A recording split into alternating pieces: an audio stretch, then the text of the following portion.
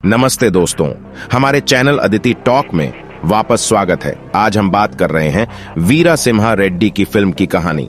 Istanbul में मीनाक्षी रायलसीमा व्यंजन का एक रेस्तरां चलाती है और अपने बेटे जय सिम्हा रेड्डी के साथ रहती है, जो एक कार डीलरशिप का मालिक है।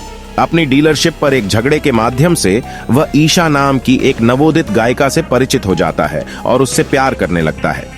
जय शादी के प्रस्ताव के लिए मीनाक्षी के साथ ईशा के घर जाता है, जहां उसकी मुलाकात उसके पिता जयराम से होती है, जो एक टाइकून है। जब बातचीत आगे बढ़ रही होती है, मीनाक्षी ईशा के माता पिता को जय के पिता वीर सिम्हा रेड्डी के बारे में बताती है, जो आंध्र प्रदेश के पुलिचेरला में एक नेता है। वीरा सिम्हा रेड्डी मध्यस्थ हैं, जो कुख्यात गुटबाजी को खत्म करने की दिशा में प्रयास करते हैं। उसका दुश्मन गुट के नेता प्रताप रेड्डी से मतभेद है, जिसका उद्देश्य उसकी हत्या करना है। कई बार प्रताप रेड्डी वीरा सिम्हा रेड्डी को खत्म करने की कोशिश करता है, लेकिन उसके सभी प्रयास व्यर्थ जाते हैं, जिससे उसकी पत्नी भानुमति क्रोधित हो जाती है, क्योंकि वह वीरा सिम्हा रेड्डी के कारण हुए अपने दुखों का बदला लेना चाहती है। प्रताप रेड्डी ने उद्योगपति राजगोपाल के स्वामित्व वाली एक फैक्ट्री को ध्वस्त करने का फैसला किया, जिसका निर्माण 30 साल पहले क्षेत्र में रोजगार लाने के वीर सिम्हा रेड्डी के उद्देश्य से किया गया था। वह अपनी बुरी योजना को अंजाम देने के लिए अपने चाचा पेद्दी रेड्डी, जो कि एक मंत्री है, के साथ साजिश रचता है। वे जमीन पर मिलने और एक नई फैक्ट्री की आधारशिला रखने का संकल्प लेते हैं, जिसमें कई प्रमुख राजनेता आ रहे हैं। तुरंत राजगोपाल वीर सिम्हा रेड्डी की सहायता के लिए आगे बढ़ते हैं। वीर सिम्हा रेड्डी 1 मील के पत्थर पर उनके काफिले का वीरतापूर्वक सामना करते हैं और अकेले ही उन सभी को नष्ट करके उनकी योजना को विफल कर देते हैं। बाद में वीरा सिम्हा रेड्डी को मीनाक्षी का फोन आता है, जो उसे तुर्की में आमंत्रित करती है। पहुंचने पर वीरा सिम्हा रेड्डी जय से मिलती है, जो उसके बेटे के रूप में अनभिज्ञ है। उन्होंने वर्षों पहले उनसे बाहर निकलने के उनके फैसले का सम्मान करने के लिए मीनाक्षी को धन्यवाद दिया। उनकी मुलाकात जयराम से होती है, जो खुशी खुशी जय और ईशा के मिलन को अपनी स्वीकृति दे देता है। उनके जाने के बाद जयराम भयभीत है, क्योंकि वह उस कारखाने में निवेशक है जिसका निर्माण अवरुद्ध है। पहले वीरा सिम्हा रेड्डी ने इसे अवरुद्ध कर दिया था। जल्दबाजी में जयराम ने प्रताप रेड्डी को फोन किया और तुर्की में वीरा सिम्हा रेड्डी की उपस्थिति का संकेत दिया। लंबी लड़ाई के बाद भानुमति प्रताप के साथ आती है और वीरा को धोखा देकर खत्म कर देती है। तब पता चला कि भानुमति वीरा सिम्हा रेड्डी की बहन है। जय वीर सिम्हा रेड्डी को बचाने का प्रयास करता है, जो उसे यह कहकर रोकता है कि वह भानुमति के लिए बार बार मर सकता है। अपनी सांस छोड़ने से पहले वीर सिम्हा रेड्डी ने जय को अपनी मातृभूमि में अपना अंतिम अधिकार निभाने का निर्देश दिया।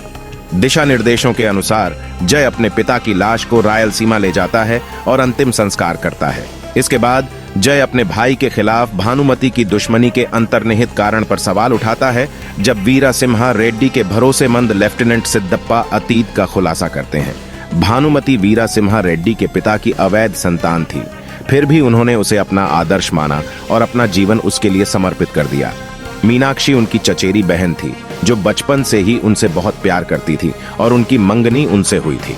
उन्होंने भानुमति की शादी पूरी होने तक इंतजार करने को कहा, लेकिन दुर्भाग्य से वे सफल नहीं हुए। उनका निकटवर्ती गांव मुसाली मधुगु गंगी रेड्डी, जो प्रताप रेड्डी के पिता थे, के अधीन लगातार पीड़ा में था। एक बार मुसली का एक बच्चा, जो गंगी के अत्याचारों का शिकार था, वीर सिम्हा रेड्डी के पास उसके दुष्ट चंगुल से मुक्त कराने के लिए पहुंचा।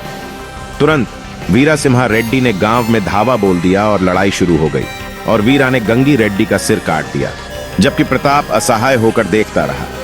इस बीच भानुमति को सिद्धप्पा के बेटे शेखर से प्यार हो गया। यह जानकर वीर सिम्हा रेड्डी ने दिल से अपनी स्वीकृति दी और उनसे सगाई कर ली। क्रोध के कारण प्रताप रेड्डी ने नशे में धुत शेखर को घेर लिया, जो अनजाने में गोलीबारी में शामिल हो गया और एक ग्रामीण सूरी को मार डाला। वीरा धर्मपरायणता का अपमान करती है और शेखर को समाज से बहिष्कृत कर देती है, जो बाद में आत्महत्या कर लेता है। दुखी होकर भानुमति ने प्रतिशोध लेने की प्रतिज्ञा की। उस कारण से उसने प्रताप रेड्डी से शादी की और उसे वीर सिम्हा रेड्डी की मृत्यु से पहले उसे न छूने का आदेश दिया।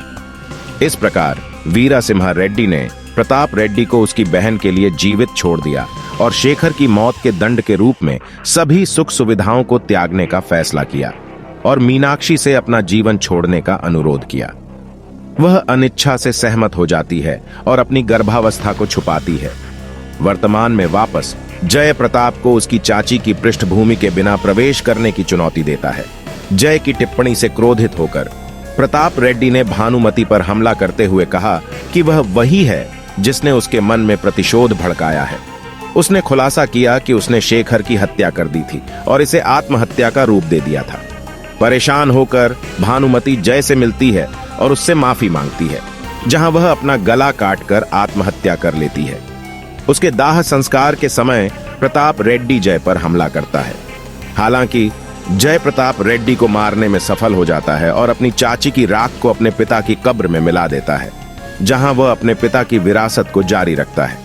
देखने के लिए धन्यवाद और अपनी पसंदीदा फिल्म की कहानियां के बारे में अधिक अपडेट और खबरों के लिए हमारे चैनल को लाइक, शेयर और सब्सक्राइब करना न भूलें।